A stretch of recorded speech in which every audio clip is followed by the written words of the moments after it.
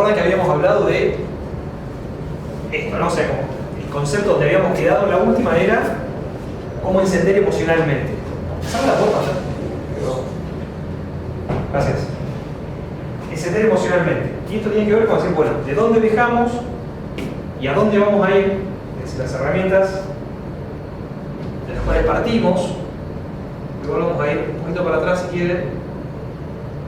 Simplemente quiero concentrarme en esto, porque hoy la idea es trabajar esta parte. La idea no es justamente trabajar sobre la herramienta. O sea, eso quedó claro en la clase anterior de que la herramienta, ¿por qué? Porque cuando terminó la otra clase nos fuimos, después de clase nos quedamos hablando con algunos, y cuando estábamos hablando, decir, bueno, a mí me gustaría saber cuál es la herramienta con la cual yo voy a comunicar mejor, la herramienta con la cual voy a poder hacer. La realidad es que no hay una herramienta. O sea, el tema es que no hay una herramienta mágica. Lo que es la herramienta hoy, en 20 días no va a existir más, y en un año seguramente va a existir una mejor. Digo, ese devenir, esa innovación permanente en lo que es comunicación, especialmente en comunicación política, hace de que no haya una herramienta, algo definitivo. Puede haber herramientas que te pueden ayudar, pueden colaborar, pero la idea de la clase es otra. La idea es cómo generar algo que sea una constante, una estrategia, visualizar otros elementos. Y para mí, el desafío, como se lo había planteado, es la emoción. En tanto y en cuanto nosotros generemos emociones, es donde nosotros vamos a ser más o menos exitosos para poder concentrar, fidelizar de alguna manera a la gente que nos sigue para una actividad política cualquiera. Lo que hablábamos recién del ejemplo, de la campaña esta. Esa campaña del 17 que tenía, justamente que era una campaña donde no había ningún elemento que te dijera que la campaña podía ser exitosa, que la comunicación política de esa persona iba a lograr que la gente decidiera votarlo. Fue totalmente emocional. Fue ir a buscar cuál era un mensaje que tiene que ver con valores, un mensaje que tiene que ver con otras cosas.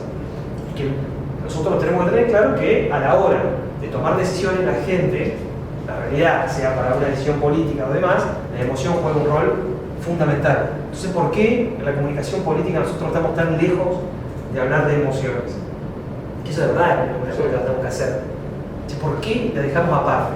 ¿Por qué tener una columna que rara vez miramos? Y para mí el secreto es eso, porque lo que habíamos dicho, lo anterior era, las emociones generan reacciones físicas, son reacciones físicas y mentales que llevan al ser humano a la acción, al movimiento. Y si un emprendedor político quiere hacer algo, es justamente llevar a la gente a la acción. Es la motivación máxima del emprendedor político, o debería serlo.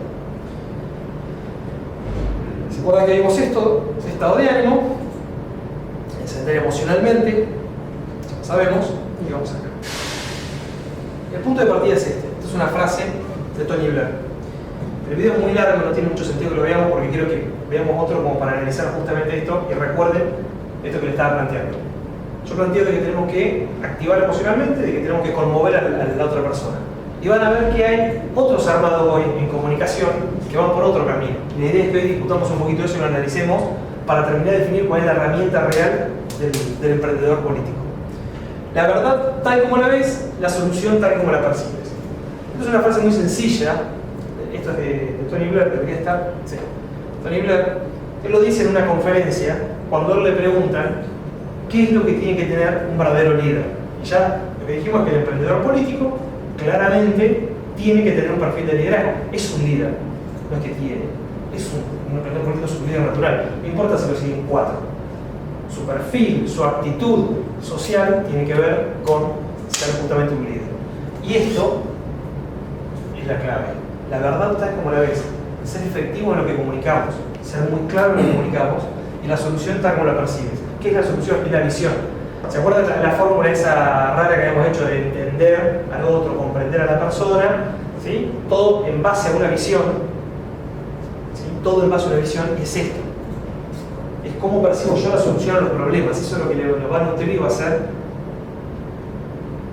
casi diría el alma mater de un emprendedor político. Y habíamos terminado acá, con el autoconocimiento, ¿no? ¿Quién soy? ¿Cuál es mi sueño? ¿Qué valores represento? ¿Y cómo propongo hacerlo? Cuando nosotros podemos contestar todo esto, nosotros vamos a ser mucho más efectivos a la hora de comunicar, y justamente a la hora de conmover, y justamente a la hora de hacer que esos followers se transformen, se fidelicen en gente de acción. Acuérdense que yo les planteaba que para mí no hay seguidores y líderes, sino que hay líderes y hay distintos niveles de liderazgo. Hay liderazgos de muy baja intensidad y liderazgos de alta intensidad. Pero un follower es una forma de liderar también. Así sea influyente sobre su familia o ante su grupo de 2 o 3, pero es un formato de liderazgo. ¿Por qué? Porque, ¿se acuerdan que habíamos visto esto de las células, esto que parecía como un virus, que eran todas las audiencias que había? Todas las audiencias tienen un pequeño líder. Y dentro de esas audiencias hay microaudiencias y microaudiencias y microaudiencias. Entonces, si nosotros para hablarle a todos tenemos que entender que todos están con alguna característica que lo define como una suerte de líder. Y acá arrancamos con esto. Las personas que ustedes inspiren para seguirlos, para un emprendedor político al que inspira, no son parte de su armado político o social, ellos son el armado político o social. Esto es la clave, porque es el lugar desde el cual nosotros nos paramos para hablarle al otro. El otro no como una audiencia. ¿Se acuerdan que habíamos hablado del ejemplo clásico de comunicación? ¿Sí? Que definía que tenía que haber un emisor, un receptor, un mensaje, un canal y un efecto que era lo que menos pelota se le daba.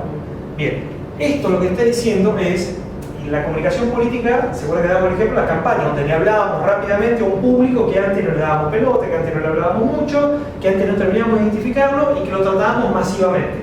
5 mensajes para toda una ciudad, 5 mensajes para un país entero. Esto tiene que ver con redefinir que ese receptor es el armado, no es un momento, no es el momento de la comunicación nada más, el que me sigue, ¿no? El que yo estoy tratando de inspirar, esos líderes que están ahí atrás en un estado de latencia o en un estado de más baja intensidad. Y entender esto es lo que nos va a permitir poder desarrollar para adelante en lo que creo que es la comunicación que viene para el emprendedurismo político. Yo me puse esta frase de Ulpiano.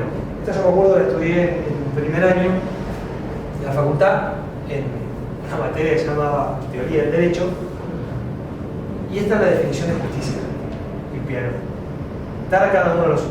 Entonces, si ustedes se preguntan qué tiene que ver la definición de justicia de Ulpiano con un esquema de consolidación de audiencias y de consolidación de transformación, si se quiere, de lo que nosotros percibimos como seguidores en gente de acción. Tiene que ver con esto, con que los que nos siguen, ¿sí? Fíjense esto, nos siguen quienes nos siguen. Nosotros no elegimos quién es nuestra audiencia, nosotros no elegimos el equipo con el que nos toca salir a la cancha. A nosotros nos pasa de que nos prestan un equipo o entramos a un equipo que está funcionando o se empieza a conformar alrededor nuestro un equipo, pero no tenemos un poder de selección porque justamente el emprendedor político no viene de una hiperestructura que le garantiza el mejor equipo de entrada con todos los recursos y con todo. El emprendedor político desarrolla su equipo con el equipo que tiene, con el que hereda, con el que puede, nos siguen los que nos siguen. Entonces, ¿qué vamos a hacer con eso? ¿Cuál es el rol que tenemos? Hola. ¿Cómo estás? Nuestra audiencia no es ideal en lo que estamos planteando, es la que nos toca. Lo ideal es la situación, que es identificar a los mejores y sumarlos a la acción. Pero en el mundo no es ideal. Por tanto, el trabajo se basa en identificar en para qué es bueno cada uno. Entonces ahí, la frase de Ulpiano tiene sentido. Ahí tiene sentido esto. Dar a cada uno lo suyo, la definición de justicia, también es una herramienta que nos sirve para tratar de identificar a nuestro público, a nuestros seguidores, lo que fuera, el equipo que nos tocó jugar, y en base a eso, transformarlo en algo más. Para poder yo transformarlo de seguidor en persona de acción, tengo que conocerlo. ¿Se acuerdan que antes la formulita misteriosa era esto, ¿no? Que era tratar de conocerla, conocer qué está pensando, qué la motiva. ¿Por qué? Porque acuérdense que el emprendedor político, la persona que está emprendiendo algo políticamente, trabaja sobre la calidad, trabaja sobre el vínculo de calidad, no trabaja sobre la pasividad. Entonces, escuchar, comprender, inspirar visión, comunicación efectiva. Pero esto es esto justamente. Para que yo pueda darle a cada uno lo suyo y para que pueda identificarlo en qué es bueno cada uno, tengo que tener un vínculo a un nivel de profundidad que no es habitual en la política. cualquiera que haya tenido, o sea, ustedes tienen experiencia, todos en política, tienen experiencia de haber aprendido algo. Normalmente, cuando entras a un lugar, sacando que sean partidos más en conformación, o partidos nuevos con otra visión, pero normalmente los partidos entran como un número más. Che, se va a sumar fulana de tal, y viene a hacer X cosa. Pero te sumás como un número. Capaz que primero te toca hacer el mate, y después te toca ir a, como tradicionalmente hacen partidos, a pegar los afiches, ¿sí? Entonces, esto, identificar en qué es bueno cada uno, en los partidos tradicionales no hay un foco en esto. ¿Por qué no hay un foco en esto? Porque tienen masividad, porque tienen mucho recurso. Entonces no están tan interesados en ir profundo en lo que quién es quién y para qué es bueno. Porque total tengo mucho. El emprendedor político no tiene nada. Por tanto, esta es la base. Esto es lo que lo va a identificar.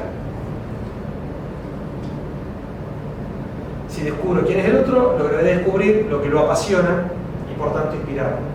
Entonces, volvemos otra vez a lo mismo. Toda la fórmula que me había sacado. Volvemos otra vez a lo mismo. Volvemos a decir, che, ¿por qué estamos en una materia que supuestamente hablamos de comunicación y estamos volviendo a hablar de apasionar, de inspirar al otro? Porque es la única herramienta real y duradera que van a tener, no importa cómo cambie el ecosistema. El ecosistema me refiero a las aplicaciones, así hoy usan un CRM, insisto, hoy lo más fácil sería, bueno, lo que vamos a hacer es, vamos a pensar en Soho CRM, por dar una marca, de los muchos que existen.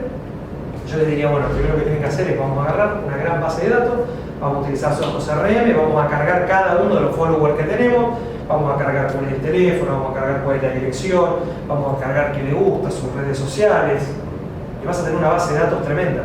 Vamos a hablar de datos. Ahora, a esto no vas a llegar. Miren, hace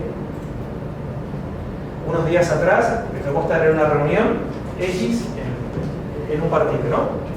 Un partido que se está replanteando cómo sigue en su futuro. Y en esta reunión X había una mesa de gente que estaba para pensar, para repensar, bien, nos sucedió esto y ahora para los próximos 4 años al menos, para los próximos 4 años tenemos que ir para algún lado. En esa charla se empezó a hablar de las herramientas. La charla empezó por ahí. Las herramientas. ¿Cuántos correos podemos mandar? ¿Cuánta base de datos tenemos? No, tenemos 500.000 contactos, 600.000 contactos. Perfecto. ¿Cuántos correos le vamos a mandar? ¿Podríamos mandar un correo para fin de año? Podríamos, dijo uno. Otro dijo sí, también podríamos mandarle una salutación de algún dirigente famoso. Sí, o de algún famoso que no sea dirigente, también. ¿El CRM funciona? ¿El software funciona? Sí, tenemos un software, entonces tenemos los datos de esos contactos. Imagínense si estamos en un país X, donde un partido X acaba de perder el poder y se está replanteando que continuar para adelante es elegir la herramienta para mandar masivamente mensajes a sus followers. ¿A qué inspira? ¿Qué cambia? Mi único aporte fue tirado por tierra en esa reunión. Se me ocurrió levantar la mano. Es un aporte que es, lo único que pregunté es ¿quién, el que va a mandar el correo? ¿Desde dónde lo va a mandar? ¿Quién es el partido? ¿Dónde empieza? ¿Dónde termina? O sea, 2 puntos, ¿cuál es la identidad del partido? Quizá le convendría a ese partido elegir otro jefe,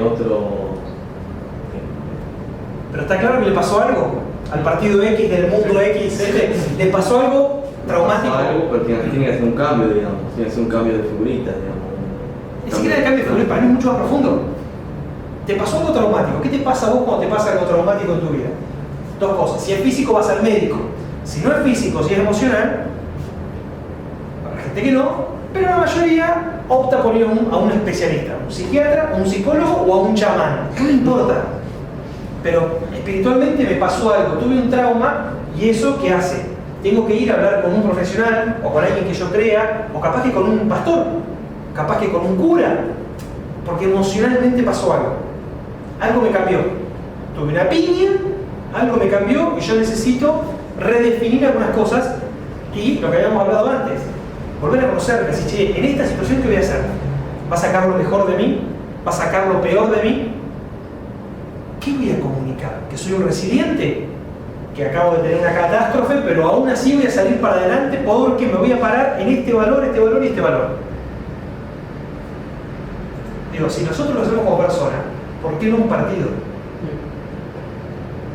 Porque está totalmente pensando con esto invertido. Para mí, desde mi punto de vista, se está pensando con esto invertido. Porque esto es una discusión de piripipí. Esto es una discusión filosófica. Y cuando vos comunicás sin saber quién sos, sin saber cuál es tu visión, ¿cómo le vas a dar al otro la visión del mundo para motivarlo, para activarlo? Porque es muy fácil, digo. Hay un ejemplo que es muy sencillo. Ante la catástrofe, siempre la tendencia humana es aglutinarnos para tratar de preservarnos, ¿sí? La famosa teoría del meteorito y la famosa teoría de si mañana viniera una raza de alienígenos, llega, se acaban los problemas de la humanidad, supuestamente, ¿no? ¿Por qué? ¿Por qué? Porque nos están amenazando una fuerza externa, llamarle un alien o un meteorito, no importa. Todos nos unimos y nos olvidamos los problemas, todo lo que nos dividía, y como comunidad empezamos hacia otra cosa, ¿no? Esa es la teoría hipotética.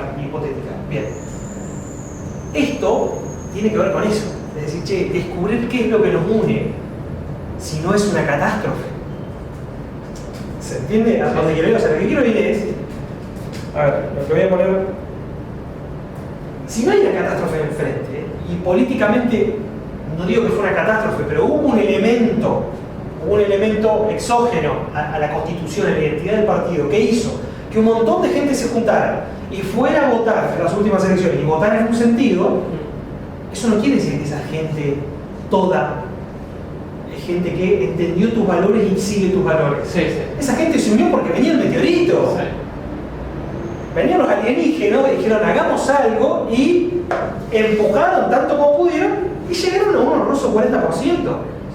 Pero lo que unió a esa masa no tiene nada que ver con esto. No había valores de fondo claros. Sí, sí, no. ¿Se entiende? Entonces, si ellos hoy están pensando, o este partido de aquí está pensando, de que no es necesario replantear la identidad, la visión que yo tengo del país, porque está claro, lo que hay que hablar desde la herramienta, es justo todo esto invertido. Yo lo que propongo es, hagámoslo al revés, como emprendedores políticos. Inspiremos gente, inspiremos menos, pero los pocos que tengamos van a ser... Sí. ¿Cómo decirlo? Van a ser leales a la visión, no soldados del dirigente, no soldados del emprendedor. El emprendedor puede ganar rápidas adhesiones y las pierde en el momento en que abandona su visión y sus valores. Pero esto es importante. Su función es apasionar para generar líderes, no seguidores. ¿Sí? Lo que decía antes, si nosotros, esto es como el famoso tiro por elevación. Si vos tenés seguidores como emprendedor político y los tratás como seguidores, donde te encargás nada más que de darles cátedra y explicarle y que solamente accedan a vos en el momento que vos decidís comunicarte, ¿sí? Solamente vos decidís cuándo comunicar y qué comunicar, y en ese momento los haces partícipe del proceso comunicativo, estás cerrando, porque vas a empezar a perder. Tu misión tiene que ser tirar mucho más alto. Tu misión tiene que ser hablarle como emprendedor político como un líder par. Si vos tratás de generar nuevos líderes, que es lo único que te va a fortalecer, porque acuérdense lo que hablábamos en la clase pasada, el emprendedor político no es un llanero solitario. O sea, tiene dos brazos, tiene dos piernas y un solo corazón y dos pulmones. Después de ahí, y puede faltarle cualquiera de esos elementos, pero más que eso no va a tener nunca. Por tanto, su capacidad política va a estar siempre limitada si no logra generar esto. Y para generar esto, la manera de comunicarlo tiene que ser diferente. Si lo comunicamos desde este punto de vista, nuestros seguidores se multiplicarán como efecto, no como objetivo. Y acá se acuerdan que yo les ponía los 5 puntos de Laswell que tienen que ver con el esquema clásico de comunicación. ¿Sí? Fíjense esto, se multiplicarán como efecto, no como objetivo. ¿Por qué? Porque el objetivo no es sumar, sino el objetivo es el efecto que generó en el otro. Y acá es donde justamente yo me quiero parar para sacarlo a mi amigo Laswell. y hablamos de rey. Esto es... Acá me quedo con esta parte. Lo que quiero plantear con esto es que cambiemos la visión. Un segundito, nada más hagan un clic. En esto, ¿se acuerdan que recién les planteaba de que justamente si nosotros tratamos a nuestros seguidores como seguidores y no como líderes y demás, en verdad nos estamos plantando en un lugar, ¿se acuerdan antes cuando decía, donde vos le estás hablando y seguís usando herramientas de este siglo, del siglo que viene, todo, pero seguís en un proceso donde no lo tratás de una forma que vos podés consolidarlo en sus valores. Vos lo estás comunicando, le estás trasladando un mensaje. Y eso, lo que Wittgenstein destruye. ¿Cómo lo destruye? Dice, che, vos no comunicas nada. No es que está este proceso, este camino donde está el que comunica, el canal, el mensaje, y el efecto. Sino que dice, el proceso de comunicación es participativo. Pero es participativo, es colaborativo, y ahora van a ver que va a aparecer otra palabra, pero es participativo en esto. En el proceso de comunicación existe, quieras, estés o no estés. El otro era, si vos querés, no comunicás, por tanto no hay efecto de comunicación. Y lo que dice, justamente, es todo lo contrario. Dice, che, el proceso comunicativo está, aún el emisor participa, en el momento que decide participar, un individuo no comunica. Participa en una comunicación o se convierte en parte de ella, puede moverse, hacer ruido, pero no comunica. De esta manera similar, puede ver, oír, oler, gustar o sentir, pero no comunica. En otras palabras, esta es la clave, no origina comunicación, sino que participa de la comunicación. Esto tiene todo un trasfondo filosófico enorme, donde ya no estoy poniendo al que recibe la información, a mi seguidor, en un lugar de desventaja o desvalorativo de alguna forma. Yo estoy participando en el proceso de comunicación y tengo que entender de que todas las herramientas que se crearon en los últimos 10 años que tienen que ver con comunicación directa, tienen que ver con esto. Un tuitero plantea una discusión hoy con Alberto Fernández antes que un dirigente, si quiere.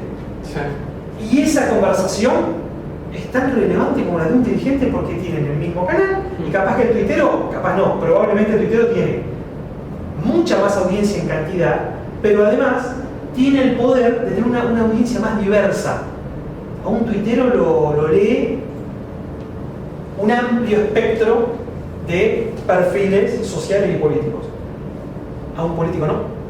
A un político no sigue su séquito, sus seguidores genuinos, políticamente, ideológicamente constituidos, el periodismo y algunos detractores. ¿Sí? Pero están todos vinculados dentro de la misma caja, la misma situación. A un tuitero lo puede seguir un pibe de la escuela, que probablemente el político no, lo puede seguir un colectivero, que probablemente al otro no, es decir, alguien que tenga un oficio, un profesional, es decir, es más diverso. Entonces, lo que está planteando acá, justamente es que el proceso de comunicación está, y nosotros como emprendedores políticos, lo tenemos que tener absolutamente claro, de que estamos entrando a conversaciones que ya se están llevando adelante. Si nosotros partimos de la base de que nosotros somos los que generamos el efecto comunicativo, probablemente nos vamos a llenar de decepciones, porque no vamos a poder controlar ni la cantidad de datos, ni siquiera el proceso.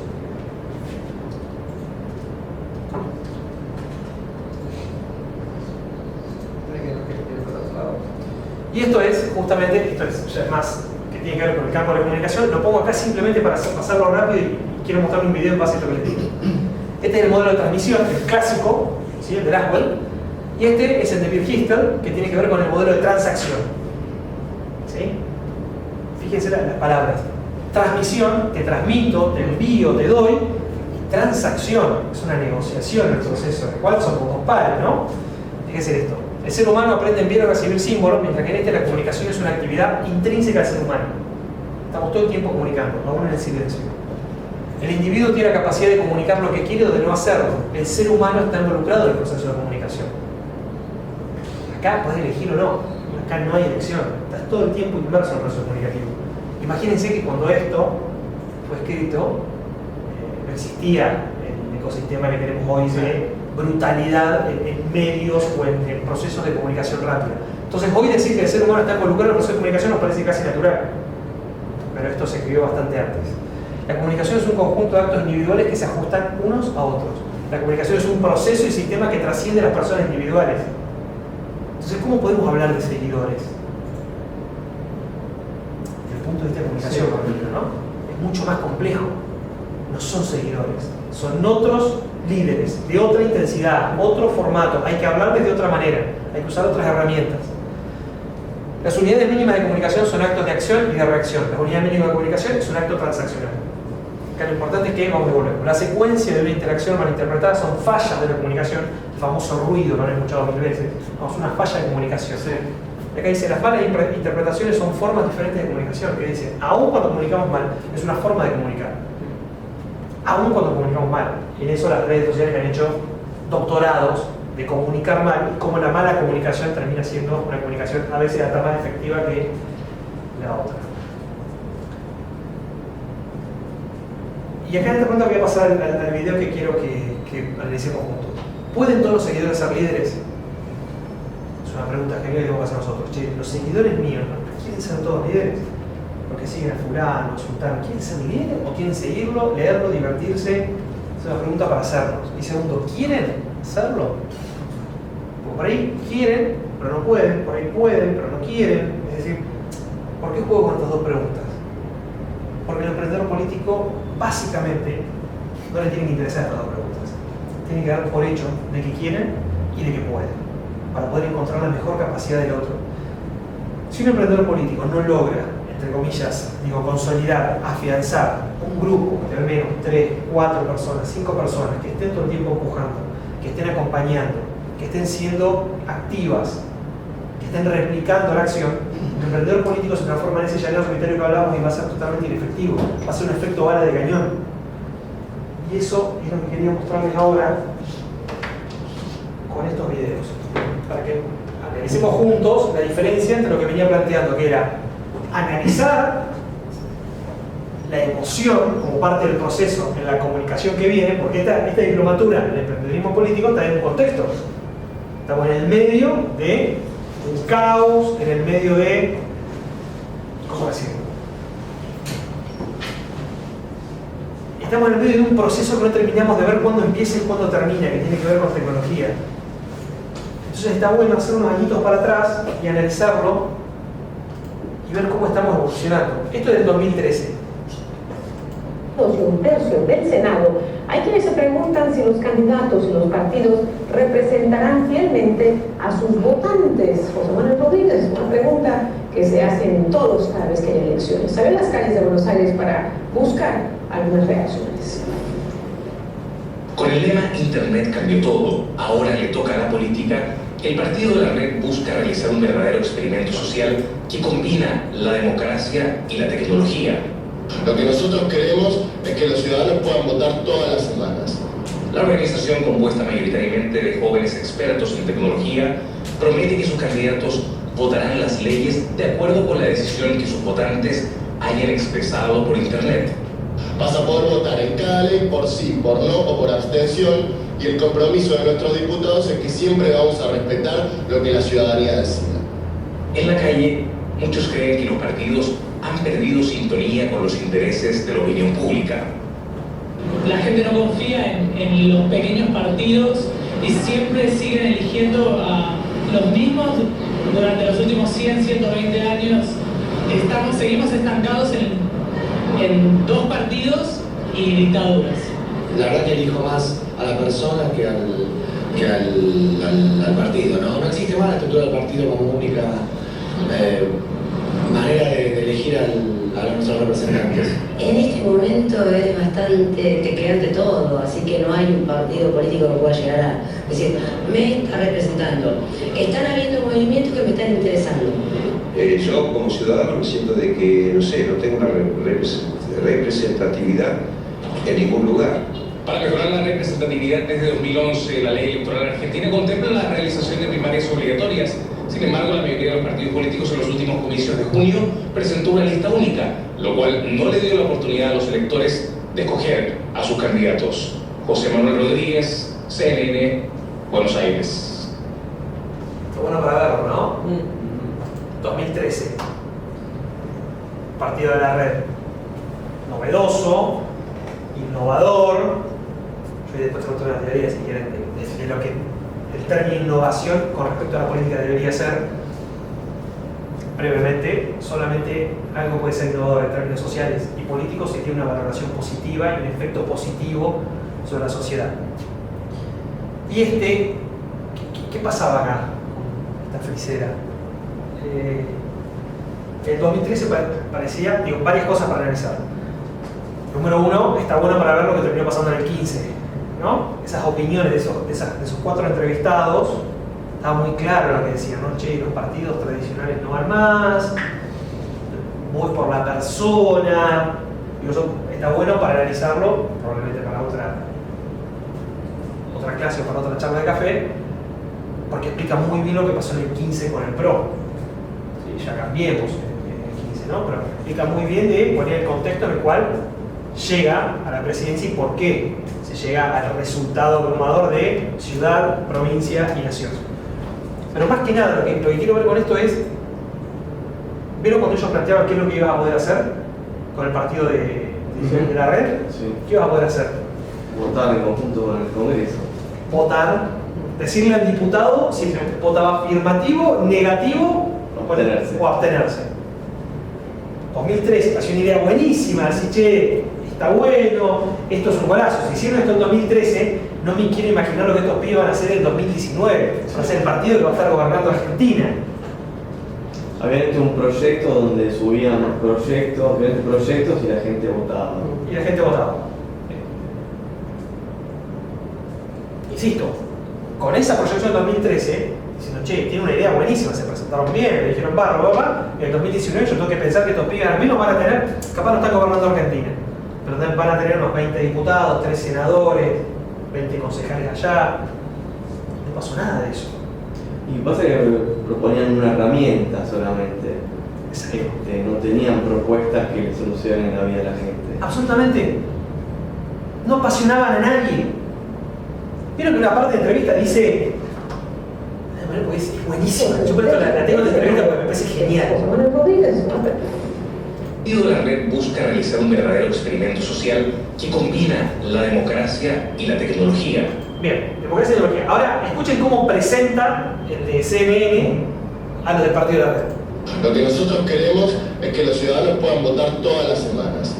La organización, compuesta mayoritariamente de jóvenes expertos en tecnología, promete que la organización compuesta mayoritariamente por jóvenes expertos en tecnología. Seguramente, Friseras y los chicos estos, y esta chica que ahora voy a mostrar también una TED, no me acuerdo ahora el nombre, sabían un montón de tecnología. Seguramente la herramienta la conocían de arriba abajo. Ahora eso no implica liderazgo. Para nada. Si yo fui a una reunión que hicieron, había 40 personas, 50.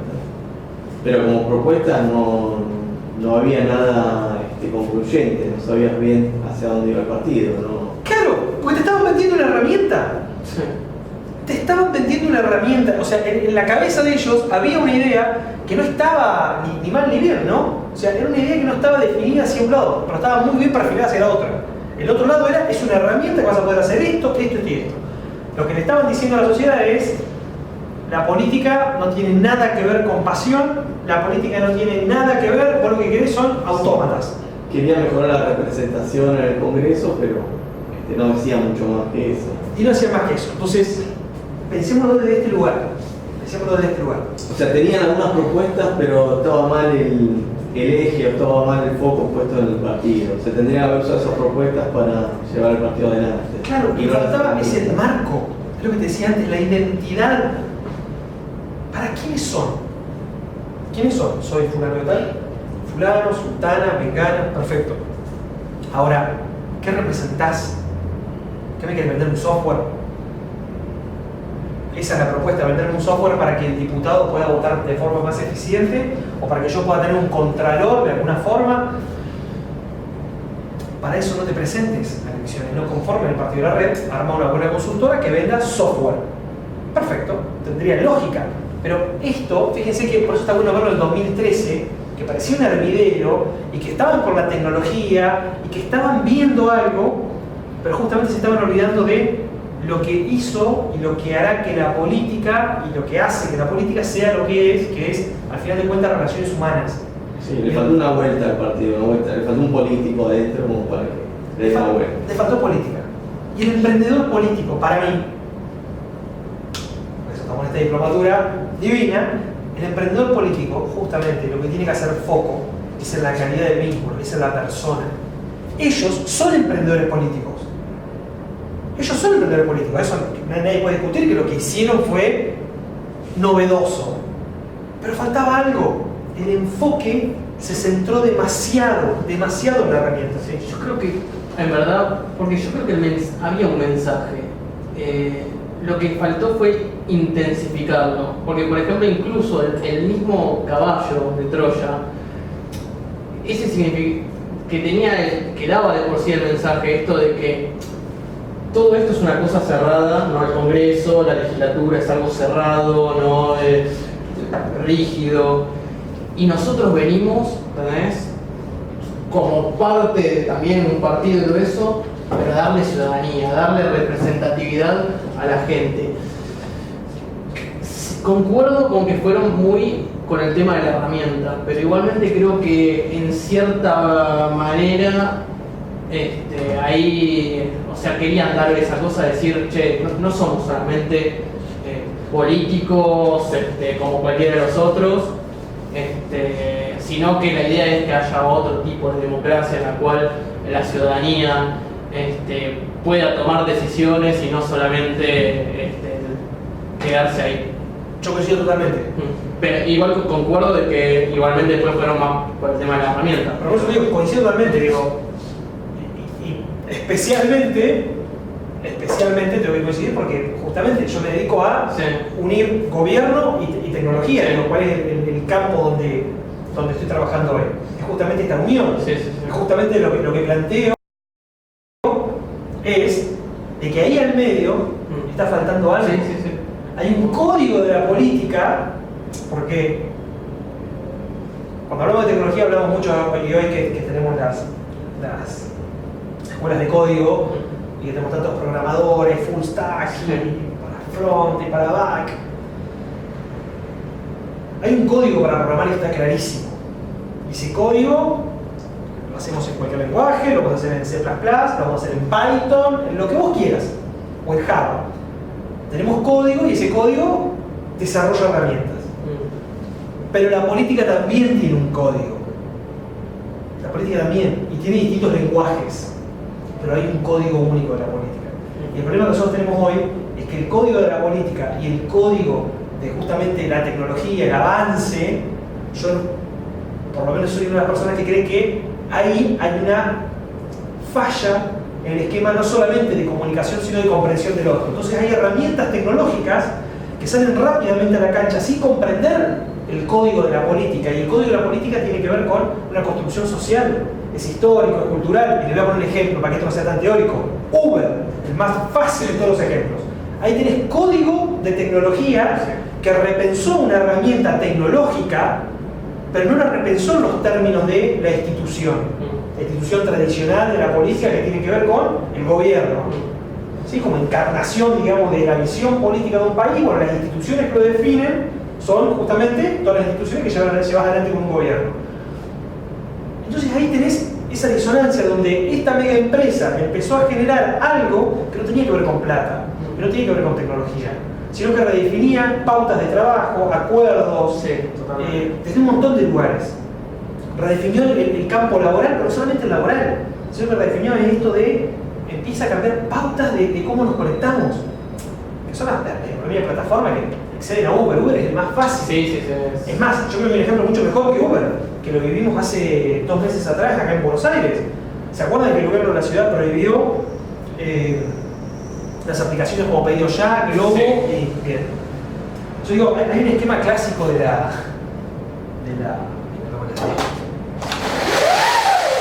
bueno, estoy en la misma. La bolsa. No importa, porque vas a ver. Hay un esquema clásico de la comunicación que es, se lo corta, que es la realidad, ¿no? Es como si tenemos 3 grandes cajas de realidad. Una cosa es la realidad objetiva, que yo puedo palpar, ¿sí? Esta es mi realidad objetiva.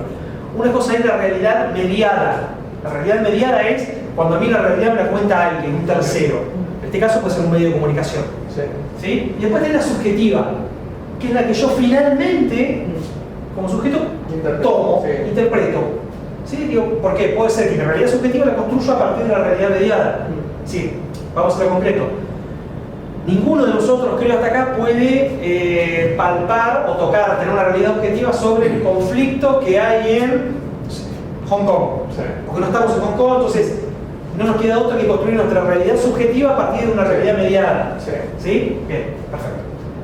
Y hay otras cosas que vos te pueden decir, pero vos sí podés palpar de que, che, pará, esto que me están contando no se parece tanto a lo que yo estoy viviendo.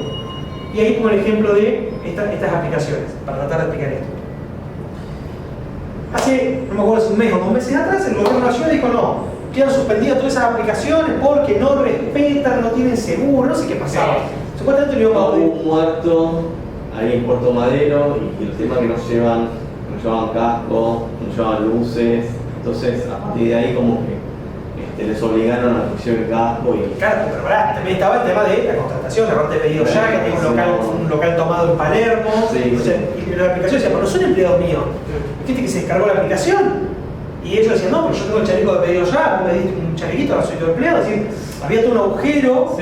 Entonces, ¿qué quiero decir?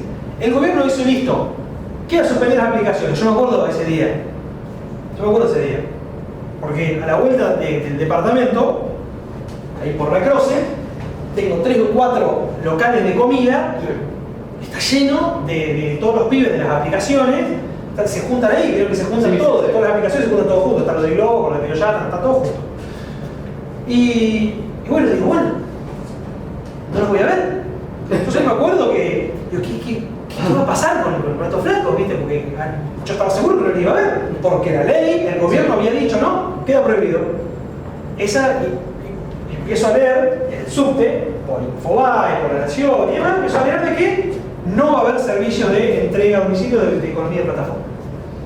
Bueno, listo, ya me había hecho la idea, no está más. Salgo del subte, me bajo, giro hacia la esquina de mi casa, todos los pibes haciendo delivery, entregando. Acá pasa algo raro.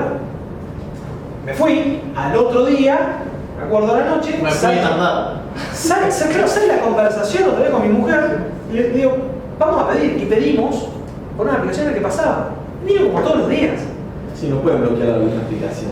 Claro, lo que te quiero decir es el conflicto que generan las instituciones, justamente, no me quiero ir de esto ahora, pero el conflicto que genera comunicacionalmente, cuando te excede, cuando la herramienta, por no comprenderla, porque no comprendés la herramienta o porque está en un marco donde vos todavía no podés, comunicás una cosa como diciendo, no, esto ya está solucionado, pero la otra persona se encuentra con que su realidad es otra.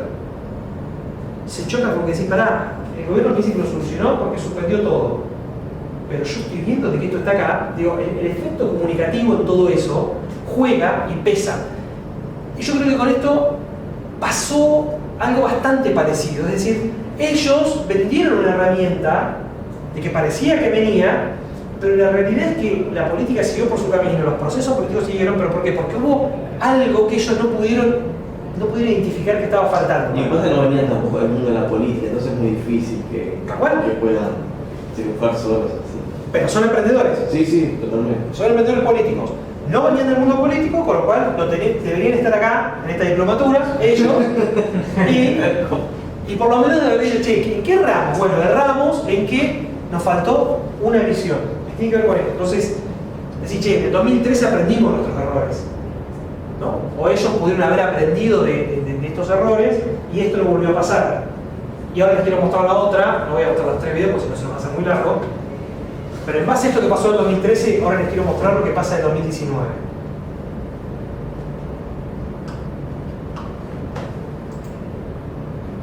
Pía no es la charla que vamos a ver ahora, después si quieren la vemos, pero Pía es otra de las fundadoras del Partido de la Red y sigue hablando en líneas generales de lo mismo que les voy a mostrar ahora, que es de César Hidalgo. César Hidalgo da charlas por todo el mundo, inclusive esta TED que vamos a ver es en Nueva York, si no me equivoco, pero da muchas charlas que tienen que ver con justamente la implementación de tecnologías para actualizar la democracia y reemplazar a los políticos. y esta charla es del 3 de abril de 2019. ¿La vemos? Ustedes díganme si quieren después cortar, o se hace media larga, o lo que quieran, la cortamos. Es una charla larga, son de 14 minutos. A mí particularmente me aburre bastante Hidalgo y sus ideas me parecen tremendamente absurdas y además discutibles, imprácticas. ¿Qué es del partido de la red? ¿Hidalgo? No, es un chileno. Ah, es un chileno. Es un chileno. No es del partido de la red. Y me encantaría debatir algún día con Hidalgo, pero él tiene mucho más followers que yo. La paramos cuando quieran, ¿eh?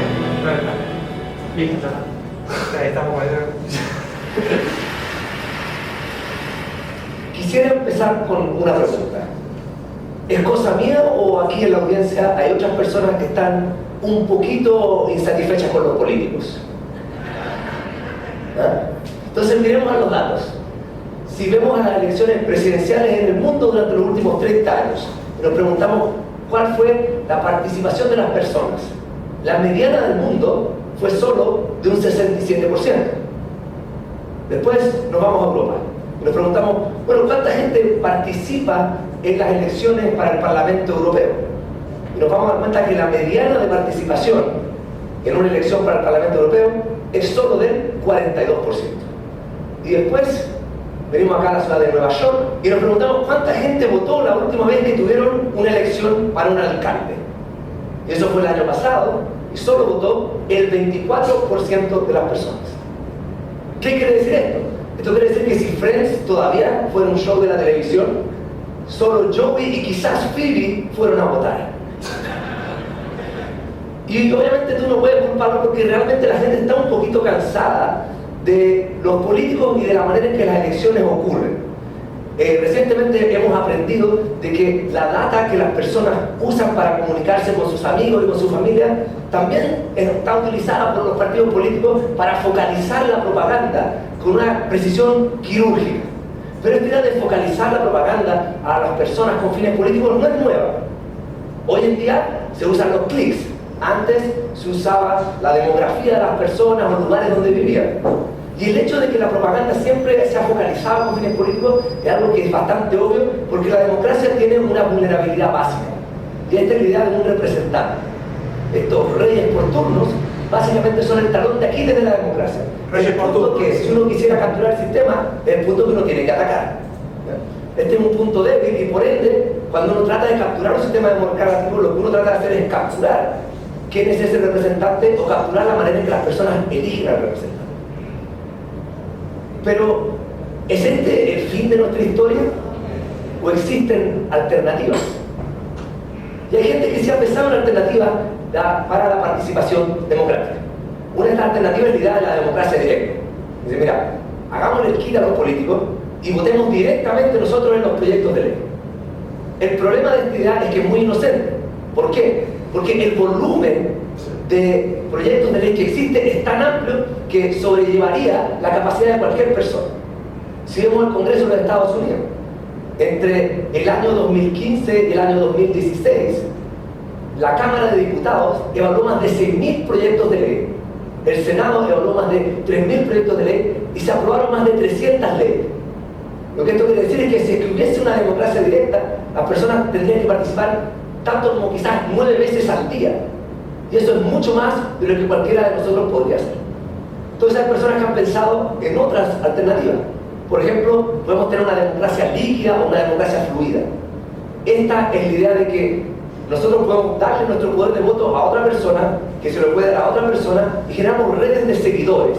Y estas redes de seguidores eventualmente llevan a ciertas personas que son las que toman las decisiones en vez que los seguidores de ellos. Pero este sistema tampoco cambia la limitación de nuestra capacidad cognitiva y también está muy cercano a la idea de tener un representante. Entonces lo que voy a hacer yo hoy día es lo que voy a provocar. Voy a hacer otra pregunta. Voy a preguntarme, bueno, ¿qué tal si en vez de tratar de hacerle el quite a los políticos, tratamos de automatizarlos?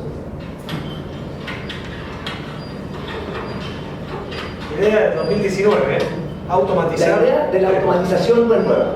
Partió hace ya casi 300 años, cuando personas en Francia se dieron cuenta que pudieron hacer un matrimonio entre los telares y las máquinas a vapor.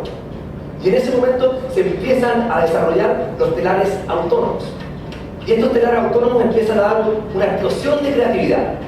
Ahora las personas no tenían que pasar el tiempo haciendo labores repetitivas, sino que podían empezar a diseñar patrones para las telas usando tarjetas perforadas. Y esta creatividad fue enorme, pero también nos dio otras lecciones de cómo ocurre la automatización.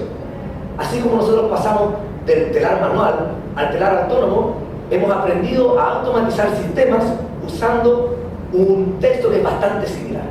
Y la historia es la siguiente. Los humanos primero identifican una necesidad. En el caso del telar, la necesidad es la necesidad del vestuario.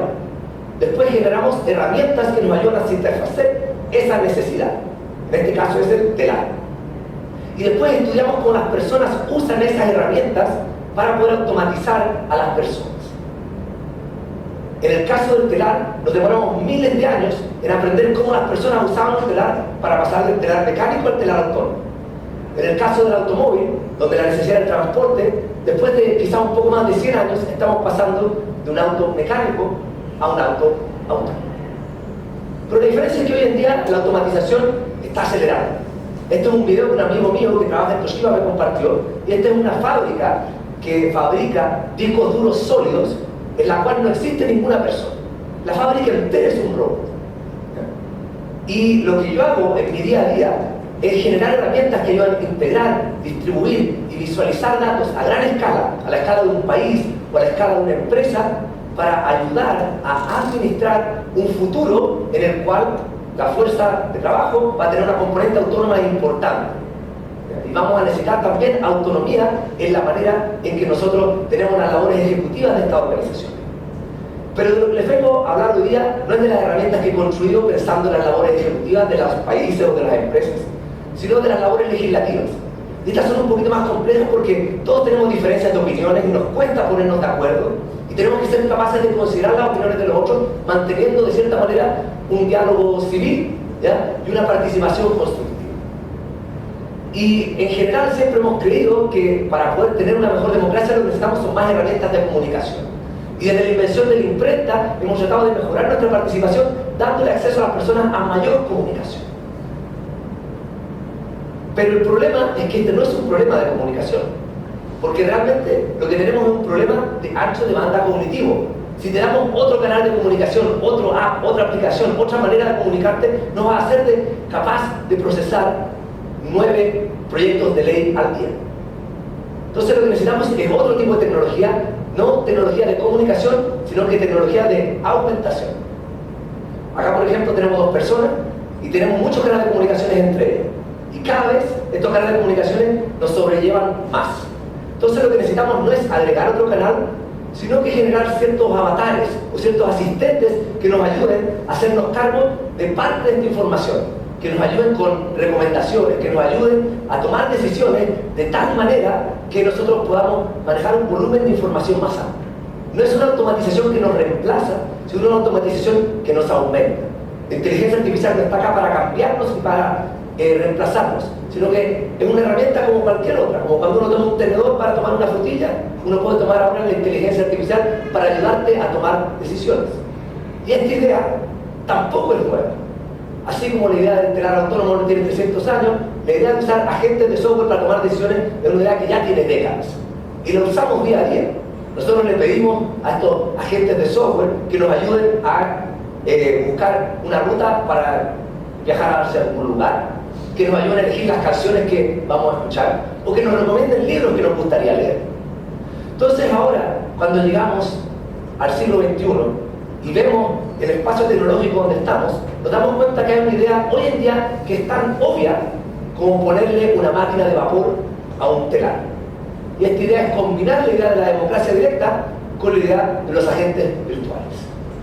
Entonces imagínense un futuro donde la democracia es un poquito distinta, en la cual ustedes no votan por un representante que los representa a ustedes y a muchas otras personas más. Un representante que para todos hechos prácticos hoy en día es autónomo, porque el día después de que sale electo, ustedes pierden el control sobre ellos. ¿Ya? Pero este representante ahora lo representa solo a ustedes, a cada uno de ustedes, es personalizado. Y el truco es que como este representante es personalizado, no podemos tener una persona para que represente a otra, se nos acabaría la gente. Lo que tenemos que tener es un agente de software que está personalizado para representarte a ti, con toda esa combinación rara de gustos políticos que quizá una persona puede tener, donde quizás es conservador en lo económico, pero liberal en lo social, y que en general hay paquetes que no te satisfacen esas combinaciones. Y esto es una idea que yo entiendo que a muchos les asusta. La idea de tener inteligencia artificial en el gobierno o tener un robot del futuro siendo parte de nuestro gobierno puede sonar tenebrosa, pero en verdad cuando tuvimos un robot del futuro era bueno, era un buen tipo al final del día. Entonces, ¿cómo se vería la versión de esta herramienta? Entonces, es una herramienta bastante simple. Una persona ingresaría a un sitio, crearía un usuario y crearía un avatar. Y lo primero que vería es un mercado de distintas herramientas que tendría disponible para entrenar este avatar. Contestaría encuestas, conectaría este sistema quizás a sus hábitos de lectura u otro tipo de data que tienen online, ¿ya? Y no habría decepción, no habría mentira, porque no estamos recolectando data para comunicarnos con nuestros amigos y nuestra familia, y después esta data está siendo usada para tomar decisiones políticas. Esta es data que se está recolectando para entrenar un avatar. Después habría otro mercado donde tú eliges un algoritmo que vamos a usar para predecir, ¿ya?, tus gustos políticos o tus decisiones sobre los proyectos de ley basado en la data que tú has compartido y basado en la data de los proyectos de ley. Y esto también es un mercado abierto porque nadie puede ser dueño de esto, ¿ya? Hay personas que pueden someternos a algoritmos, ¿ya? Los algoritmos pueden ser simples o pueden ser complejos, y el usuario es capaz de ver cómo estos algoritmos están haciendo predicciones, los puede corregir, y los puede elegir y puede cambiar, ¿ya? Con eso el sistema se mantiene abierto. Finalmente, hay un espacio donde la persona puede llegar y evaluar, ver qué es lo que el algoritmo está eligiendo, si es que está de acuerdo o desacuerdo, y con eso va corrigiendo el algoritmo, y eso ayuda a que estos distintos algoritmos puedan aprender. Obviamente hay muchas preguntas que ustedes tienen. ¿Cómo es que entrenamos estos algoritmos? ¿Ya? ¿Quién es el dueño de este tipo de cosas? ¿Ya? ¿Qué pasa con mi abuelita? Tiene 80 años y no sabe usar el internet y está diciendo que los robots tienen que votar. ¿Ya? ¿Ya? No se preocupen, siempre que tienen una idea nueva, tengan cuidado con los pesimistas. Tienen un problema para cualquier solución. ¿Ya? En realidad, esto que parece controversial, les voy a mostrar que no lo es.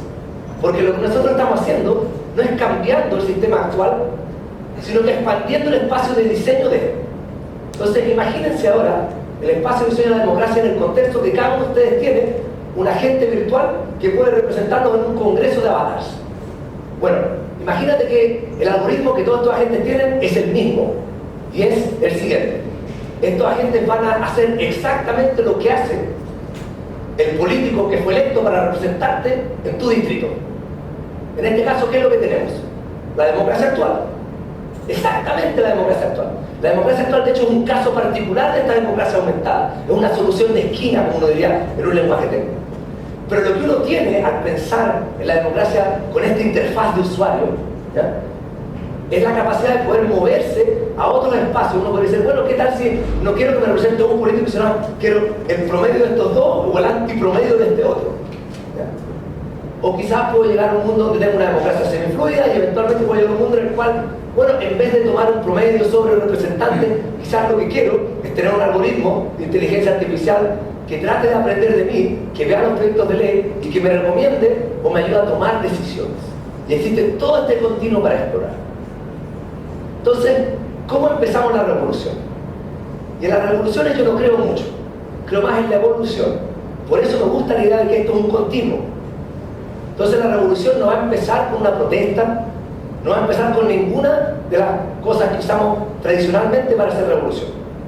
De la manera que esto va a empezar quizás es haciendo proyectos pequeñitos en las universidades, en los colegios, en los diarios, ¿ya?, que sean extraoficiales, porque no hay nada ilegal con hacer un algoritmo que tome tus datos y que te haga una predicción de cómo votarías si tú estuvieras en el Congreso de tu país, ¿ya?, pero te ayuda a dar ese contrafactual. Y eventualmente en estos pequeños proyectos quizás que involucren a 1000 personas, 100.000 personas, cientos de personas, vamos a empezar a aprender cómo entrenar estos algoritmos, cómo hacer que estos algoritmos sean transparentes, cómo asegurar de que la data esté guardada de una manera segura, y de a poquito, quizás nos vamos a empezar a acostumbrar a la idea de que la interfaz de usuario de la democracia puede ser mejor. Una de las hipótesis que yo tengo es que usamos la democracia muy poco porque la interfaz de usuario que tiene es muy mal, ¿ya? Y quizás lo usaríamos más si tenemos una mejor manera de interactuar con ella. Entonces, en teoría yo estoy de acuerdo, hoy en día en el año 2018 suena como una locura. Pero esta locura de hoy en día, quizás cuando mi hija tenga mi edad, ya no va a ser una locura. Va a ser una idea que su papá dijo hace 30 años o más en un escenario en Vancouver y en Nueva York. Y en ese momento, nosotros quizás vamos a estar al final de nuestra historia, pero ella va a estar al comienzo de la de ella. Muchas gracias. Un humilde, 50 años, un humilde. Bueno, mucho para decir acá, ¿no? Sí. Creo que valía la pena soportarlo 15 minutos. Ahí vale. Otra herramienta también. Es interesante. Yo acá noté algunas cosas. Voy a poner así para que se vea en nuestra camarita.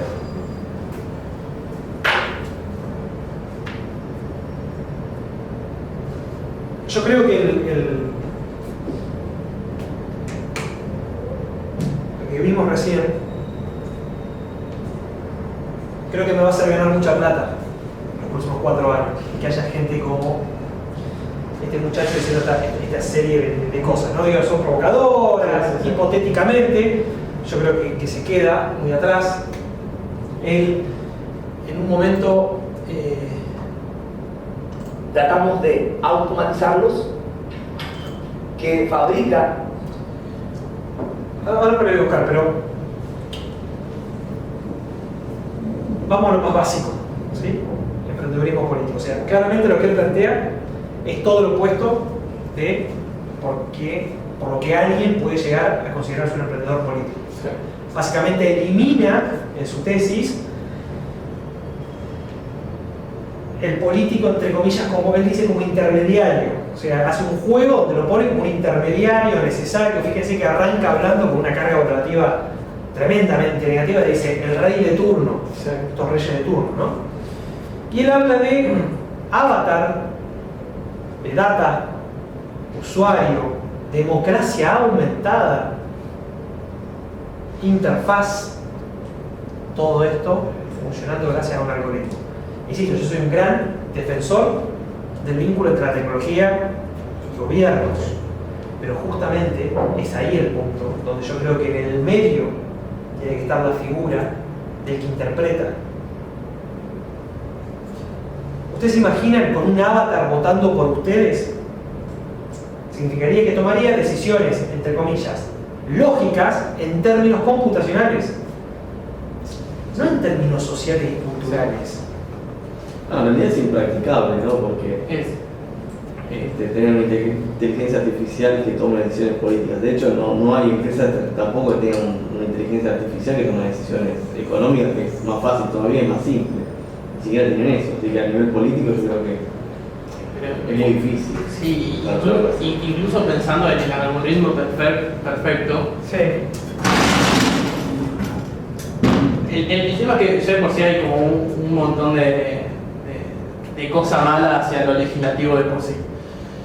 E incluso teniendo el algoritmo perfecto, por un lado, se quedan afuera las cuestiones básicas como, bueno, porque este es un algoritmo para votar, pero ¿quién hace la ley?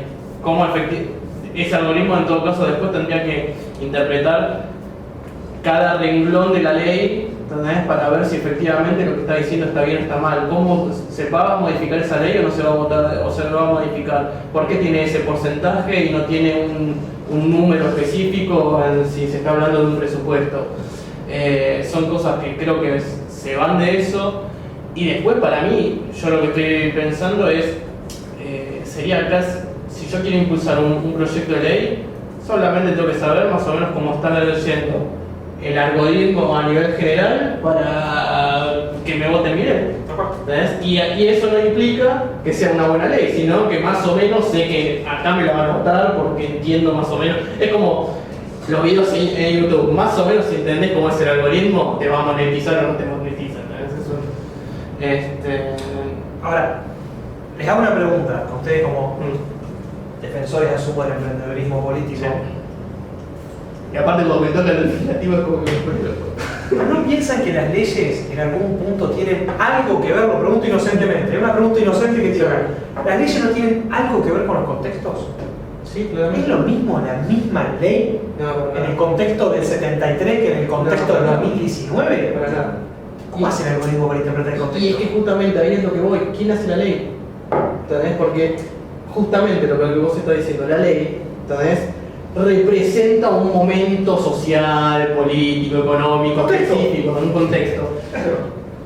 Y justamente si no se logra interpretar, como bien vos decís, ese contexto.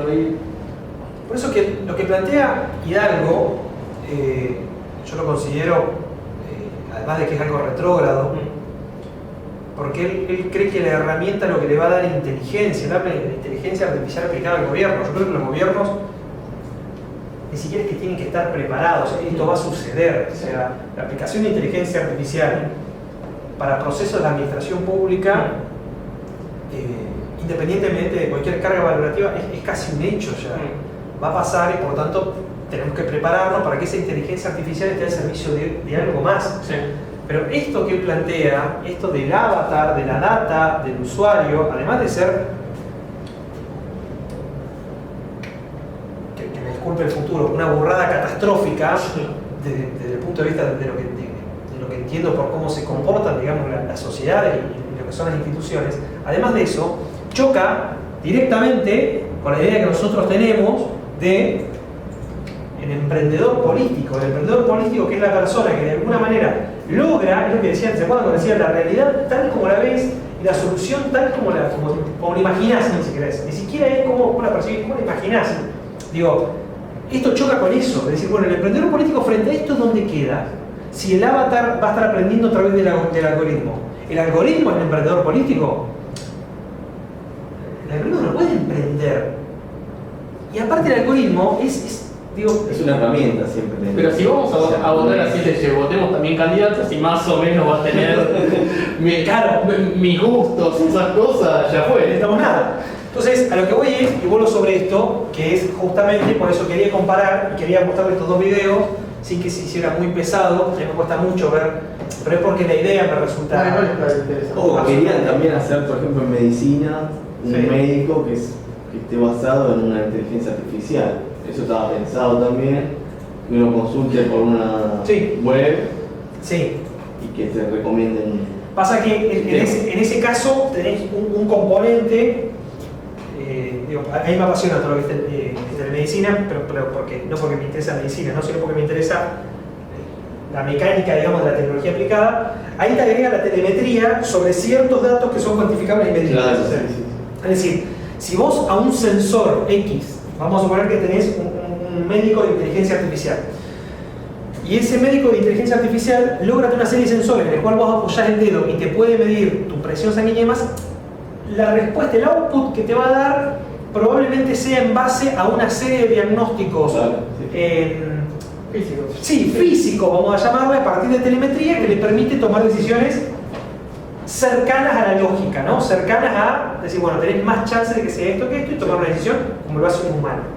Ahora, en ciencias sociales, en comunicación y en política, ¿cuál es la telemetría que hace que diga de que la decisión tuya, no la de una más, la tuya con respecto a este tema va a ser que en vez de mover este vaso acá, lo vas a querer mover acá?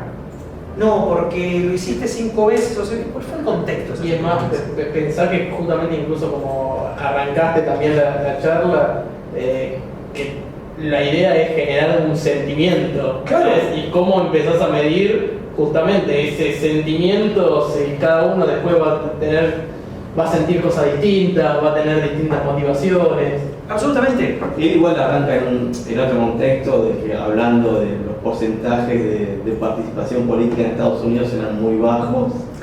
Entonces, en base a eso, presenta esta herramienta, que eran 24% que votaban. 24% en la elección de Nueva York. Pero justamente, él toma esos datos, claro, pero él toma esos datos adrede, pero la conclusión que saca en base a esos datos, yo tengo que pensar que es equivocada, digo, y más desde el punto de vista de que nosotros estamos hablando de acá. Es decir, justamente lo que si está fallando el sistema de partidos, Pero, sí. Sí, dale. Me meto, digo, vos decís él los eligió a propósito, justamente, porque en Estados Unidos vos tenés un sistema que no exige que la persona vaya a votar obligatoriamente. Entonces agarrás de donde te conviene. Sí.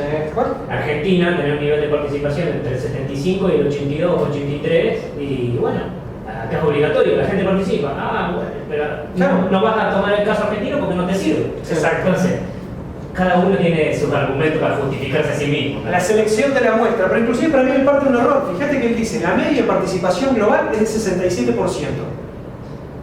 A mí me parece extraordinario. Exacto. Es un montón. ¿Por qué? Porque hay que verlo en términos históricos. Tenés que sacar. Veamos 100 años atrás, a ver cuál es la media de participación.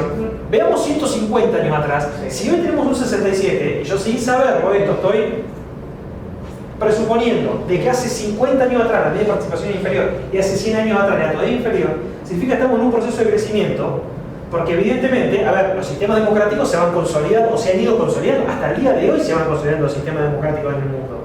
O sea, no es que cada vez tenemos menos democracia en el mundo y menos participación.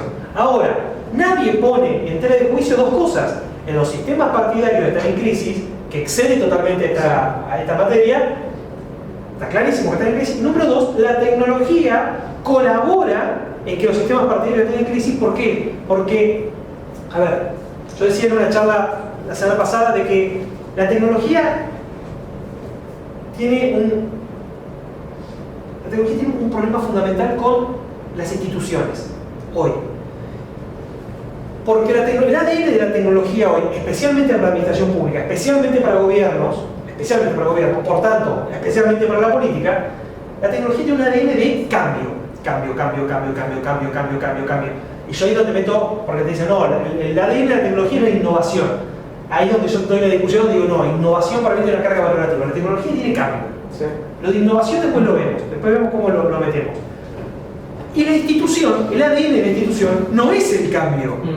El ADN de las instituciones es el statu quo. Sí, es poder darte un marco de referencia a partir del cual vos te manejás por un lado para otro. Entonces, cuando tenés instituciones y la tecnología las pasa por arriba, ejemplo, Uber, ejemplo, pedido ya, pongo pedido ya en lugar, pero se entiende que es economía de plataforma, digo, hay una crisis. Y al final de cuentas, para mí, hay dos tipos de instituciones nada más. Y capaz que me meto en un brete que me excede, pero no identifico más que dos: las instituciones políticas y las instituciones religiosas. Para mí son las dos instituciones que están en la ley de la humanidad, en lo que nos define. ¿Cuál es el primero? Y obviamente que ahí tenés que meter una, que es la familia, como una especie de institución primaria, madre, si quieres, pero estoy hablando de instituciones desde el punto de vista desde lo social, de lo que conformamos. Entonces, la religión con respecto a la tecnología, digo, nos estamos yendo de la materia, pero quiero dejar este punto claro. La religión no se va a inmutar. Una tesis, capaz que sí, capaz que mañana tenemos la iglesia digital, o la iglesia 3.0 y la iglesia cuántica. Capaz que lo tenemos. Ya está, el Papa no le cambia. Yo sospecho que no va a pasar. ¿Por qué? Porque que haya más datos, y que haya más rapidez en los datos, y que haya más tecnología, no altera lo que basa la religión, que es en lo que yo creo. Aparte, tipo, excede en todo caso. Si yo no voy a cambiar religión porque me dé más datos. Porque es una cuestión de fe. Es una cuestión que no tiene nada que ver con. Entonces, por tanto, la tecnología y la religión no veo un conflicto inminente. Habría que ver desde otro lugar, habría que analizarlo en profundidad, cosa que no he hecho y estoy siendo un irresponsable de decirlo, pero es para transmitir una visión. Ahora, las instituciones basadas en la política, esas sí están en jaque. Porque vos tenés al ciudadano, a los seguidores del emprendedor político, a los líderes de baja intensidad del seguidor político, que ahora lo que quieren, ¿qué es? Quieren tres cosas nada más. Yo digo que el seguidor del partido nuevo, vamos a suponer que nosotros estamos creando un partido nuevo. Vamos a poner estamos creando un partido, el Partido Republicano, vamos a llamarlo. Nosotros estamos más o menos. Vamos a llamarlo el Partido Republicano. Yo lo que digo es que los seguidores del partido R o partido P o como quieran llamarle, piden tres cosas nada más. Piden más, piden mejor y piden más rápido. Son las únicas tres cosas que piden. Y con eso te complicaron todo. Porque necesitan más. Quieren más. ¿Más qué? Más rápido. ¿Más rápido que cuándo? Esa es la otra. ¿Más rápido que cuándo? Igual la política en Argentina ha caído mucho en eficiencia con respecto a otros años. O sea, en horas, o sea, hace muy poco comparado con... Sí, pero estoy hablando del vínculo como partido. Che, pará, yo te voy a prestar el gobierno 4 años. Ejemplo de Cambiemos. Las cosas que se le exigieron a Cambiemos, y no estoy haciendo la cuestión de revisión partidaria, pero digo, cuando analicemos dentro de 10 años, ¿qué es lo que se le pidió a la gestión de Cambiemos? Es que me dé más desde el punto de vista de más acceso, más beneficio, más apertura, pero siempre es más, nunca es menos. Mejor calidad. Si me estabas dando esto, yo ahora quiero esto un poquito más arriba y lo quiero más rápido. No tengo tiempo, digo, insisto, otra vez, otra irresponsabilidad estar diciendo esto sin tener un estudio preliminar que te diga, mirá, el más es esto, el mejor es esto, pero yo tengo la sospecha de que eso pasó acá en Argentina y que está pasando en todos lados y que mucha de la crisis que tenemos en Latinoamérica tiene que ver con más, mejor y más rápido. Con esto de que empezamos a tener generaciones que tienen derecho a más, mejor y más rápido. Ahora son derechos. El derecho a tener. Yo tengo derecho a tener. ¿Qué significa el derecho a tener? Derecho a tener. Yo tengo el derecho a tener, a comprar, a adquirir. Y eso no estaba antes, Vos tenés el derecho a trabajar, a ganarte, y después que ganabas, ganaste y comprabas. Pero ahora yo tengo el derecho a tener. En muchos lugares pasa. Digo, hay una, no voy a entrar en eso, pero hay discusiones que son... Y porque nadie los para también, ¿no? O sea...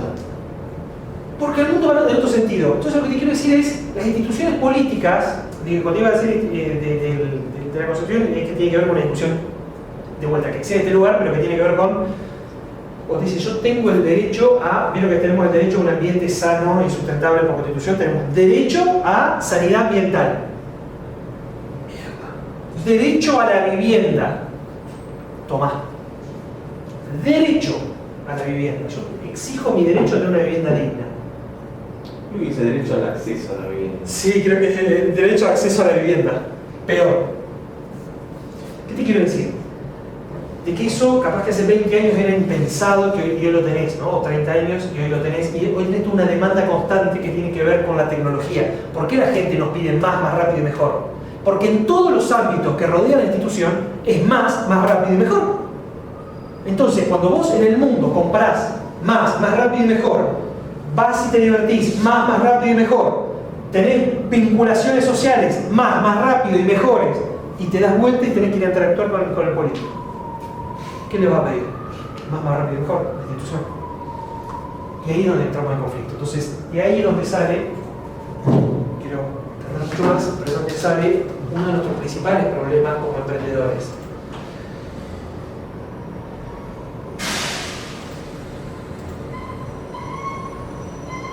Acá estábamos con el tema de liderazgo. Quiero retomar y volver a este hilo y ya, como para ir tratando de encarar hacia nuestro objetivo. Por eso para mí es tan importante que nosotros viéramos esto, para defender y saber concretamente, número uno, de que toda la revolución tecnológica que viene no viene a colaborar con el emprendedor político. Por eso yo arranqué la charla hoy diciendo, ojo con mirar la herramienta, ojo con pensar que el emprendedor político se va a basar en la herramienta.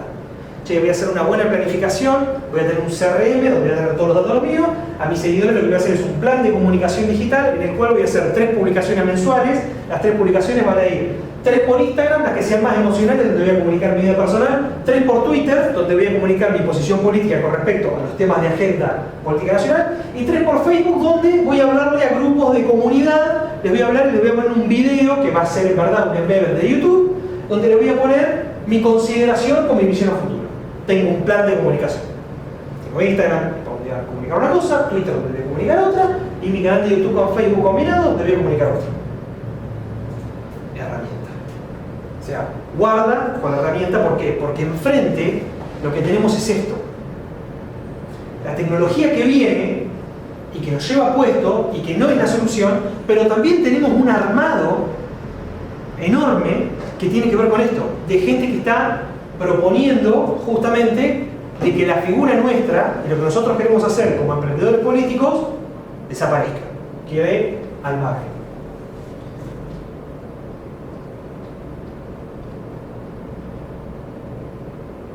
Y les quiero cerrar con esto. nosotros arrancamos, y cuando le mandé a Antonio en su momento los primeros borradores de esta clase, yo hablaba de dativos. Ni se gasten en googlear el término, ni se gasten en buscarlo, porque no existe. ¿Sí? El dativo es un día que estaba tratando de escribir justamente un plan de comunicación para alguien. Ese día me puse a pensar un poquito a quién le estábamos hablando, quiénes eran, quién está del otro lado. Y me empecé a dar cuenta que no había cómo definirlos. Era tan vago, no había nada que lo uniera. Eran tan disímiles. ¿Se acuerdan la imagen de los grupos, esto que parecía un virus, de todos los grupos de comunicación? Era tan disímiles. Y che, ¿cómo toda esta gente es lo mismo? ¿Cómo toda esta gente puede estar englobada dentro de un mismo contexto que es audiencia? Entonces, empecé a buscar qué los unía. Y me di cuenta que no había una palabra, entonces tuve que hacer una palabra para mí mismo, para entender, o tratar de entender, o capaz darme cuenta de que no existía tal cosa. Pero la palabra que me surgió es datívoro. Datívoro es devorador de datos. Porque lo que yo encontré es que lo único que nos une como sociedad, lo que nos puede definir en términos comunicacionales, pero también de vínculo, es que somos devoradores seriales de datos. Pero no somos más inteligentes que los que no devoraban datos. No convertimos ese dato que devoramos en proteína. No lo convertimos en grasas o en ácidos o en lo que fuere. Lo que hacemos es devoramos datos y como los devoramos, no profundizamos el dato. Simplemente lo que hacemos es lo tomamos y lo pasamos. Esto es... Lo compartimos. Lo máximo, exacto, y eso es lo que voy a dar. Esto es lo máximo que yo les puedo dar con respecto a esta charla. Esto es lo máximo que puedo dar, que es lo que realmente creo. No tengo más secreto que esto. Yo creo que nuestra audiencia, la persona que nos va a seguir, a la cual nosotros tenemos que emocionar, a la cual tenemos que inspirar, nació sin tiempo disponible. Inspirarlo por el intento. Si nosotros, a la hora de usar la herramienta que usemos, no lo hacemos desde una perspectiva de alguna manera inspirarlo, tan rápido como llegó al Instagram nuestro, es tan rápido como se va a ir. Tan rápido como llegó a nuestro Twitter, que lo retuiteó, se va a ir. Por tanto, el enganche con nuestras audiencias tiene que venir de una cuestión mucho más profunda. Por tanto, esto para nosotros es clave. Por eso fue la construcción de estas dos charlas de ir hablando de emoción, encender emocionalmente. Hay que inspirarlo, y para inspirarlo nuestras ideas no tienen que estar basadas en datos, avatar, usuario, interfaz, algoritmo. Tiene que ver con otra cosa. Tiene que ver con vender una visión, un cambio del mundo. El mundo como lo veo, el problema como lo veo, la solución como lo imagino, cómo te voy a llevar ahí. Pero me tenés que decir de entrada dónde lo querés llevar. El gran problema es cuando vos sos una fuerza política y pensás que tenés el 40% y no le decís a dónde lo vas a llevar. Para mí estás predestinado a en 1 año y medio, 2 años y medio, 2 años, perdón, 1 año y medio, 2 años de elecciones, te vas a encontrar con una sorpresa. Te vas a encontrar con que ese 40 se transformó en un montón de 18 o en un montón de 5 o en un montón de 2. Pero no es un 40 porque no le estás dando la visión o no estás contemplándolo hoy. Capaz que esta clase termina hoy y dentro de 3 semanas aparece una gran visión que puede aunar esos 40. Hoy no está. Consume cantidades masivas de datos nunca antes visto en la historia. Esto es real, la cantidad de datos que el ser humano tiene hoy, el ser social hoy tiene en un solo día, se puede medir en décadas la cantidad de información que puede recibir. Lo que nosotros recibimos en 1 año es lo que la historia de la humanidad se comió en 50, 100, 200, 500. La cantidad de datos hace que nosotros no estemos preparados para digerirlo. No tenemos la capacidad de digerir estos datos. Por eso nos podemos transformar en proteínas. Entonces vamos tomando pequeñas cositas, pequeñas cuotas. Y no tenemos mucho que hacer. No profundizamos la data, easy come, easy go. Llega, entra la información, se va. Si no hay nada significativo, si no hay nada que me movió emocionalmente, no deja de ser datos, códigos. Parece terrible. Hay un tipo tirando, chicos, hay un tipo tirando un bolso con millones de dólares arriba de un muro. Hay una ametralladora, hay una monja que sale, lo están filmando, de la corrupción. Explota el mundo. No pasó nada. No pasó nada. Y había todos los elementos para una película de Tarantino, La monja asomándose, el bolso con 9 millones de dólares, el M4, un fusil. Y no pasó nada. A la madrugada, a oscura, en un convento. No pasa nada. ¿Pero por qué no pasa nada? Porque somos... Pero Argentina, si llega a ser Estados Unidos ya no... Pero tampoco. Tampoco, yo creo que Estados Unidos... Sí, mira, yo tengo un amigo que, perdón, tengo un amigo que es judío y fue a Israel, un tiempo estuvo viviendo allá y ahora está de nuevo acá, pero se va a ir de nuevo para Israel ahora en enero. Me dice, allá, al primer ministro, cuando él estuvo 6 meses, dice, el primer ministro Netanyahu, dice, un día le descubrieron que Netanyahu había aceptado una cena con champán y un puro de un empresario. O sea, se puso a fumar.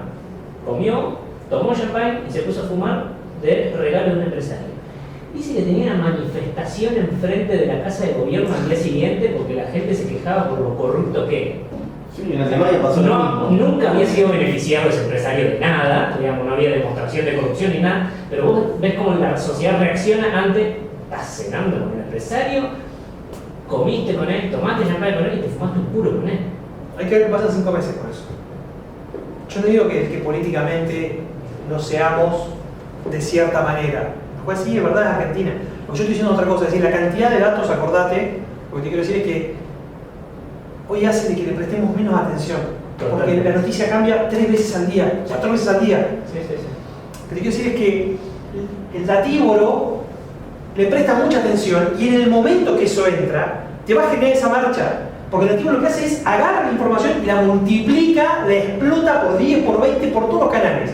Y agrega código, que ahora se los voy a mostrar acá de poco. Agrega código a todo cuanto cae en sus manos. ¿Qué significa agrega código? Porque yo te digo, che, lo de Netanyahu. Claramente, si la era de datívoro, Netanyahu capaz que no tiene la marcha. Pero la era del datívoro agarra la información, no procesa lo que vos dijiste, no procesa si el tipo fue beneficiado, sino le molestó, lo impactó. Mirá lo que hizo. Mirá lo que hizo, pero es emocional. Sí. ¿Qué hizo? Le agrega código. ¿Qué es agregar código? Cuando vos lo reenviás, mirá, yo lo que digo es, hay un código, ¿sí? que está innato en nosotros y que nosotros escribimos sin saberlo. Cuando vos le mandás a tu mamá un WhatsApp, o vamos a ver al revés, cuando tu mamá te manda un WhatsApp a vos y te dice X cosa, vos le prestás atención. Vamos a suponer que te manda un link de una noticia, que es la misma que te manda él, y la misma que te mando yo. Si yo te mando la noticia, nada, capaz que si te la manda él, y vemos. Pero si te la manda tu mamá, ¿por qué mi vieja me manda esto? Por lo menos, ¿por qué me mandas esto? ¿Qué pasó? ¿Te pasó algo? Fue significativo para vos, ¿por qué? Porque tu hija le agregó un código, no un código taxativo, que no lo puso. Ella, al elegir el canal y elegir a quién se lo manda también, y vos, al ver de quién lo recibís, ahí hay un código que tiene que Agrega significado. Exacto. Agrega significado. Entonces, todos nosotros, a veces haciendo un meme, agregamos código, a veces reenviando un WhatsApp, o retuiteando, estamos agregando. Por eso también estoy en contra, no voy a entrar acá, pero yo estoy en contra del término fake news y creo que no existe tal cosa como fake news. Existe un flujo continuo de información que está todo el tiempo modificada de la forma que yo creo y para lo que yo creo conveniente. No, pero lo que estás diciendo no es real. Es la realidad que yo percibo, la transformo en esto, pero no es real lo que estás planteando, no es real para vos. Pero yo la transformo en lo que yo creo que debería ser, o en mi visión, o le estoy metiendo código de ironía. Pero yo no lo entendí así. Y digo, no voy a entrar en eso, pero hay un flujo de información y el datívoro justamente agrega código a todo y transforma todo y hace que haya grandes explosiones en cosas que antes no las había y hace que las cosas pasen desapercibidas cuando antes eran efectos de más largo plazo. Lo verosímil es real, lo científico ya no es sagrado. ¿Esto por qué lo tiene que saber un emprendedor político? Porque es lo que les acabo de decir con las fake news. La gente ni siquiera está esperando que le digas, que le transmitas o que la participes en efectos comunicativos sobre algo que es real. Che, esto para mí puede pasar, es verosímil. Significa que puede ser cierto, pero puede que no sea cierto. Ojo, porque esta gente está dispuesta a creer cosas de vos que capaz que no son reales. Pero yo no hice esto. Yo esto no lo hice. Pero la sociedad te dice, sí, pero lo podrías haber hecho, ¿no? Sí. ¿Quieren ver esto? Miren, un día tómenlo como diversión y demás, y ustedes lo deben hacer seguramente todos los días. Lean los comentarios de Infobae. Los comentarios de Infobae son muy graciosos. O sea, porque los tipos realmente ponen una creatividad enorme en ser chistosos. Pero hay muchas veces que ponen otro que decís, che, para que lo que está diciendo podría ser una interpretación, ¿no? No estoy hablando de la teoría conspirativa ni estoy hablando de los tierraplanistas, pero ¿por qué no? Hay gente que cree que eso es verosímil y con eso le alcanza. Su propósito es pasar la data lo más rápido posible. First is win. Esto es algo que yo creo fundamentalmente lo que define y que define a nuestros seguidores y nuestros líderes de baja intensidad. La información que nosotros nos demos la van a pasar muy rápido. Muy rápido. Si la compran, si los enciende emocionalmente, la van a pasar muy rápido. Entonces mucho cuidado con lo que vamos a comunicar, cuáles son las herramientas. Es decir, al final de todo, con todo esto, lo que yo creo que en términos comunicativos, ya se nos va muy larga, pero lo que creo es que el emprendedor político o el partido político nuevo, a la hora de comunicar, no tiene más que ser el más rápido. Porque de eso se encarga lo que viene más allá. Se encarga la gente que sea rápido. Lo que tengo que comunicar es lo que sea significativo. Y no estoy diciendo nada nuevo con esto. Absolutamente nada nuevo. Pero lo significativo tiene que ser por redefinir, de tratar de entender quién es la persona que le estamos hablando. El mensaje ya no tiene que ser más microsegmentado. El mensaje tiene que ser personalizado casi. O decir, che, pero es imposible. Con un partido tenemos 12.000 personas, tenemos 30.000, 50.000, 100.000 afiliados. Bien, tenemos 100.000 afiliados. Lo que tenemos que nosotros entregar es, número uno, la sensación de que sabemos quiénes son esos afiliados, sabemos cómo piensan.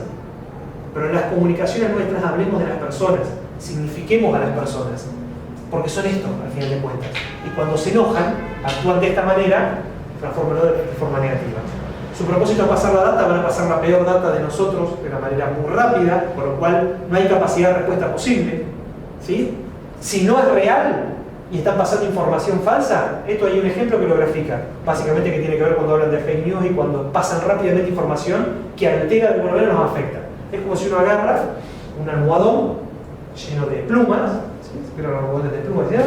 Te vas al último piso de un edificio, lo destripas y lo abrís. Y las plumas hacen...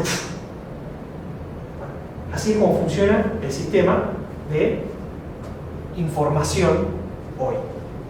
Si lo que yo largué, si eso que acabamos de destripar ese almohadón, sale todas esas plumas, después nosotros lo queremos contener porque nos equivocamos, porque comunicamos mal, o alguien fue y le plumó eso, ya está. Hay que activar otro plan, pero esa pluma no vuelve dentro del almohadón. Vos no podés contener. Eso no existe más. Eso no existe más. Entonces nuestros planes de comunicación como emprendedores políticos tienen que tener en cuenta de que más o menos, y esto es una teoría mía, con lo cual seguramente esté equivocada y seguramente es perfectible, pero algunas de estas cosas suceden. Algunas de estas cosas suceden.